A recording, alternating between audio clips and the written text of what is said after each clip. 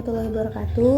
Perkenalkan, saya Devi Nandawiyah. Dalam video kali ini, saya akan membahas materi tentang standar proses dan standar penilaian. Baiklah, langsung saja kita ke pembahasan. Pengertian standar. Standar dalam kurikulum merupakan fondasi penting dalam membangun sistem pendidikan yang berkualitas. Standar berfungsi sebagai acuan dan pedoman bagi semua pihak yang terlibat dalam proses pendidikan, mulai dari penyusunan kurikulum, pelaksanaan pembelajaran, hingga penilaian hasil belajar. Standar dalam kurikulum menjamin bahwa pendidikan yang diberikan di Indonesia memiliki kualitas yang terukur dan dapat dipertanggungjawabkan. Pembahasan yang pertama yaitu standar proses kurikulum 2013. Standar proses dalam kurikulum 2013 adalah kriteria minimal tentang perencanaan pelaksanaan dan penilaian pembelajaran untuk mencapai kompetensi peserta didik.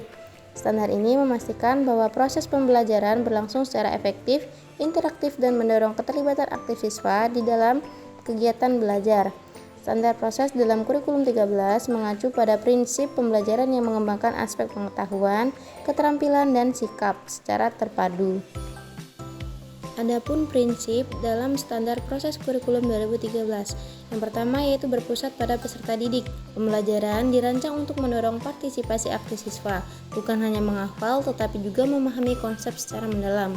Yang kedua, berorientasi pada pengembangan keterampilan berpikir. Siswa dilatih untuk berpikir kritis, kreatif, dan mampu menyelesaikan masalah. Yang ketiga, menggunakan pendekatan ilmiah. Pembelajaran yang dilakukan melalui mengamati, menanya, mencoba, menalar, dan mengkomunikasikan. Selanjutnya yaitu standar proses dalam kurikulum merdeka. Standar proses dalam kurikulum merdeka adalah pedoman yang mengatur bagaimana pembelajaran dirancang, dilaksanakan, dan dievaluasi untuk mencapai kompetensi yang telah ditetapkan. Dalam kurikulum merdeka, pembelajaran lebih fleksibel sesuai dengan kebutuhan dan potensi siswa, serta berpusat pada eksplorasi dan penguatan pemahaman konsep. Pembelajaran dalam kurikulum merdeka dirancang agar siswa lebih aktif, mampu berpikir kritis, dan belajar dalam konteks nyata melalui pendekatan yang lebih mendalam. Adapun prinsip dalam standar proses kurikulum merdeka. Standar proses dalam kurikulum merdeka berlandaskan beberapa prinsip utama, yaitu yang pertama berpusat pada peserta didik. Pembelajaran disesuaikan dengan kebutuhan, minat, dan bakat peserta didik, dan mahasiswa memiliki kebebasan untuk mengeksplorasi materi sesuai dengan kecepatan belajar mereka. Yang kedua, pembelajaran berbasis kompetensi, fokus pada penguasaan keterampilan dan pengetahuan secara mendalam, bukan sekadar menyelesaikan materi, dan mengembangkan kemampuan berpikir kritis, pemecahan masalah, dan kreativitas. Yang ketiga, diferensiasi dalam pembelajaran. Guru menerapkan pendekatan pembelajaran yang berbeda-beda sesuai dengan karakteristik siswa. Selanjutnya yaitu standar penilaian pada kurikulum 2013. Standar penilaian dalam kurikulum 2013 adalah pedoman yang mengatur proses penilaian hasil belajar siswa. Standar ini bertujuan untuk menilai pencapaian kompetensi peserta didik secara objektif, menyeluruh, dan berkelanjutan berdasarkan prinsip penilaian yang adil dan transparan. Selanjutnya, tujuan dalam standar penilaian kurikulum 2013. Yang pertama, mengukur pencapaian kompetensi peserta didik dalam aspek pengetahuan, keterampilan, dan sikap. Yang kedua, memberikan umpan balik kepada peserta didik untuk meningkatkan kualitas pembelajaran. Yang ketiga, menyediakan informasi bagi guru dan sekolah dalam merancang pembelajaran yang lebih efektif.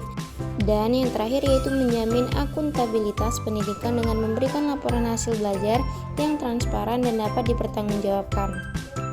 Selanjutnya yaitu jenis-jenis penilaian kurikulum 2013. Yang pertama, penilaian sikap melalui observasi, jurnal, penilaian diri, dan penilaian teman sebaya, dan berfokus pada karakter dan nilai-nilai seperti disiplin, tanggung jawab, dan kerjasama.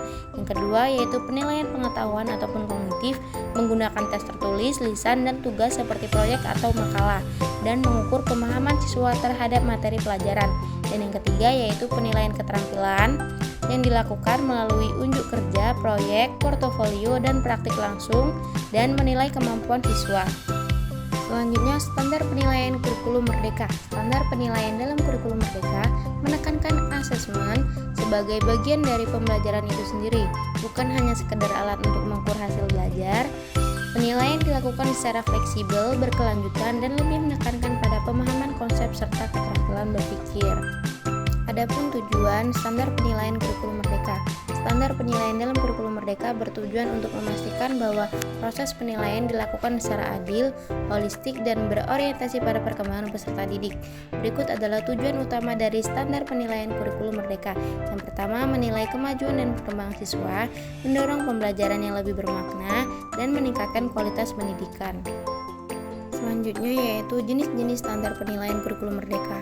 Kurikulum Merdeka menggunakan 3 jenis penilaian utama. Yang pertama yaitu asesmen formatif atau penilaian untuk pembelajaran, digunakan untuk memantau perkembangan siswa selama proses belajar dan dilakukan melalui kuis, tanya jawab, observasi, dan diskusi.